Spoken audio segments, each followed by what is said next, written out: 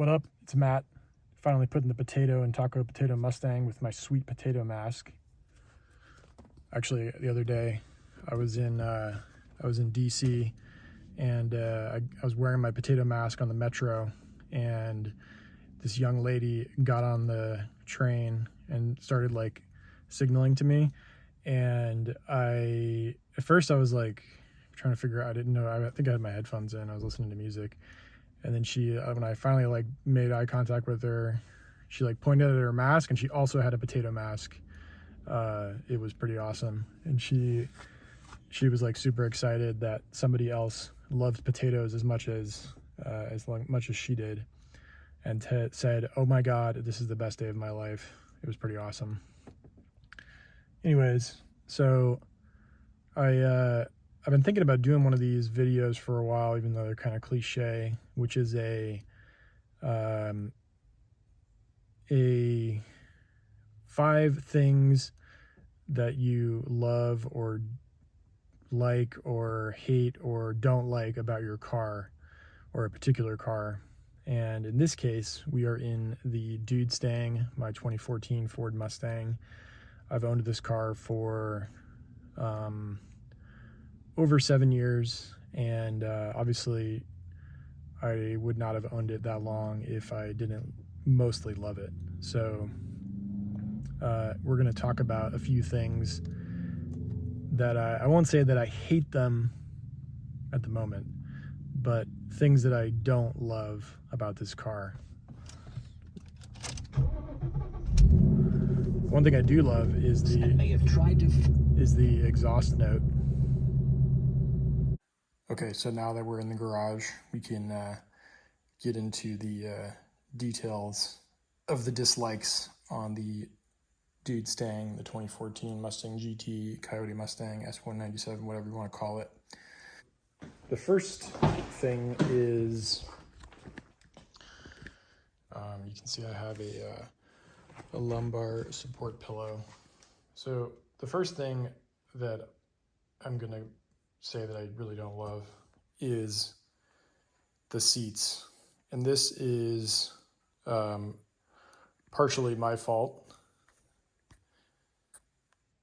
because when I bought the car, I just got the base model. I didn't get the anything with like a premium GT with leather or the Recaros, which now are like insanely expensive if you find anybody selling them, and they're not super easy to find either. So I will say that when I'm driving the car around town for like an hour or less, it's fine. I do keep the lumbar pillow because the lumbar support is not great on the stock seats. I do wish that I had something like memory, the memory function. I mean, it's less of an issue now because it's usually me that drives the car. With the Subaru, what's nice about the memory seat function is that I'm like over a foot taller than my wife, so we just each have a button to put it on our preferred seat settings, and it's a lot easier than trying to adjust like up and down, back and forth, and then adjusting the seat back to get to your preferred seating position. But yeah, so when you're in the car for longer trips, it starts to get pretty uncomfortable. Yeah, I mean, if you're younger and you can you have a certain level of tolerance for the harsher ride of a Mustang, the seats probably won't bother you too much. Or if maybe you get the premium with some better quality seats, it might not be too big of a deal. Okay, so my next dislike or complaint, it's kind of a 2A, 2B type thing. So the one thing that a lot of people complain about on these Mustangs, and I think even on the newer Mustangs that have the MT82 transmission, it's the shifter. So my complaint about the shifter, my initial complaint is not what you normally hear. I think most people hear that most people with these cars that complain about the shifter, it's usually because you miss a gear when you're like, power shifting, or you're racing, or you're at the drag strip or whatever. I haven't really done much of that aside from some autocross and the occasional spirited driving. So I never really had any issues with missed gears on the stock shifter. It's not a great stock shifter, but I don't think it is as bad as what a lot of other people say. I actually do have the stock shifter in the car, but I have a weighted shift knob, and then you can't see it here. I'll try and put up a picture, but I have what's called the Blowfish Racing shifter bracket underneath the console, and that kind of removes one of the points of failure on these stock shifters. But the other part of my complaint is that it's a pain to access. And part of that might just be because I'm a big guy, but it's like changing the shifter in this car. Now it's probably not so bad because since I have the Blowfish Racing bracket, you don't have to remove there's two nuts that you would normally have to remove from like the drive shaft tunnel. You have to get underneath the car and remove those two nuts before you can remove the factory shifter if you're trying to switch to something else.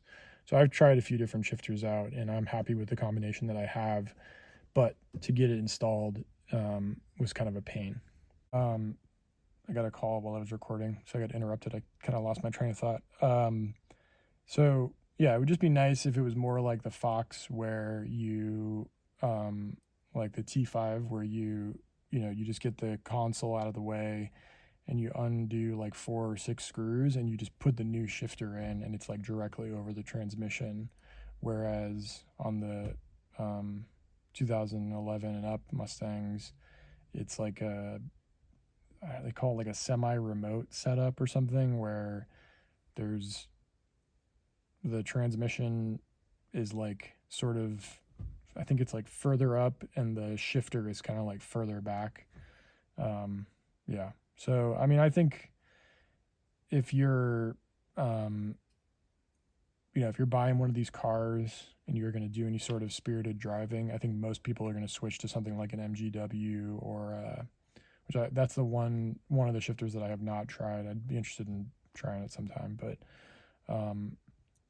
like I said, I'm happy with the Blowfish bracket with the stock shifter and the weighted shift knob. To me, that's a good combination.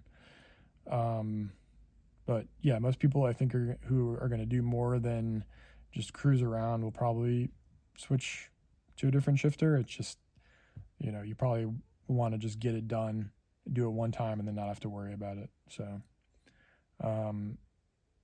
yeah. Okay, number 3. I got some crap in the trunk, but should still be able to show one of the things that drive me crazy. So, see this hole here in the carpet? So there is this like piece of particle board that goes underneath goes underneath the like lining of the carpet, and this thing is like a piece of crap. So I actually have this like rubber stopper that I put into the it's kind of hard to see. There's a hook that's part of the jack assembly, like that keeps the spare tire and the jack in place. And if you don't have something like that, then you have crap like this, which is ridiculous. And then you can see there's also some tape holding the part of the trunk lining that's like kind of on towards the end of the front of the trunk, that like and that's like cracked, and it's such a piece of crap. So like when you put stuff in the trunk, anything with weight, and you don't have something in in the middle supporting it, it just like cracks stuff. And it's like, come on. I mean, I've still been able to transport tons of stuff in this trunk. It's, you know, it's pretty good size for a pony car, muscle car, whatever you want to call it. But like, could do a little bit better with the trunk lining thing that's covering the spare tire. Yeah, super dumb, super crappy. Okay, so the next thing is actually something I had to deal with recently, and that is these stupid fucking inserts on the bumper. So there's two of them. There's one on each side, and this one just came out recently, like probably because I hit a stick or something, and it's sort of sturdy now, but I mean, I think I've put these things back in like 4 or 5 times. And what's super annoying about it is that you have to take off this like factory, I don't know if you'd call it a chin spoiler, but this like lip, and there's like, I don't know, like 20 screws, if not more, that keep this thing in, and you have to like take the whole thing out to like get enough space to reach in here and like put this back in. So anytime it comes out, you're looking at like, you know, 20 or 30 minutes just to do it, and it's so annoying. I think I used like 2 pieces of duct tape this time to keep it in, which is like, I don't know if it's actually doing anything. The duct tape's probably gonna fall off, but it's helpful, I guess, maybe. I don't know, we'll see. Yeah, stupid.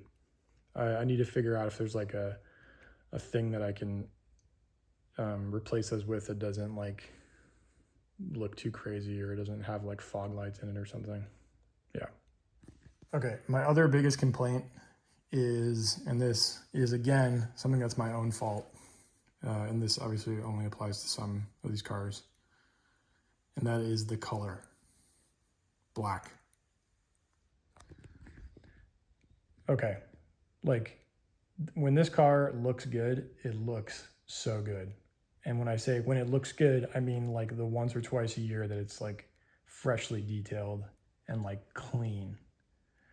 And also when there's like no direct sunlight on it, because then you see every single imperfection.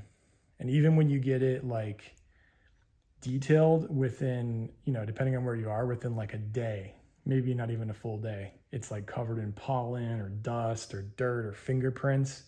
And it's like, oh my God. I love this car. I love it.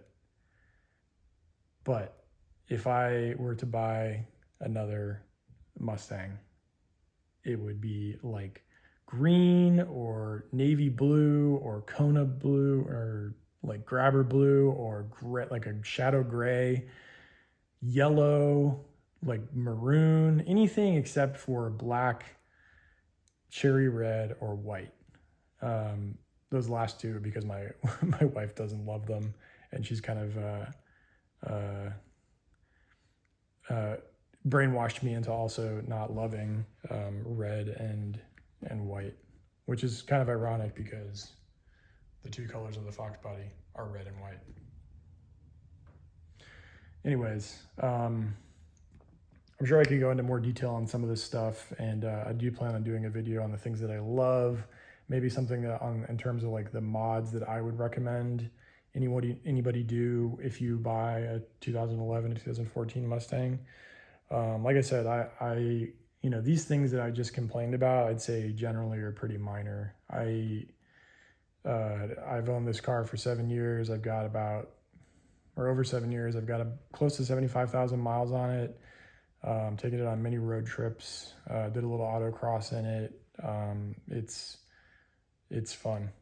I guess the only other thing I would complain about is the fuel economy. I mean, it's a 5-liter V8, so it's not great on gas, and you know, that comes with the territory. But it would be nice to like have something that both has like, you know, 400 plus horsepower, but also gets like, you know, 40 miles per gallon. I'm sure the technology exists. So Ford, if you're listening, when you make the whatever the S650 Mustang, can we get something that's got a little hybrid technology, still has a manual and has you know, a good horsepower number? Yeah. So anyways, if you're new to my channel, like my video, please hit subscribe and keep an eye out for more on the Fox Mustang and the Dude Stang and tacos and potatoes and sandwiches and whatever else. Stay healthy, stay safe. Peace out.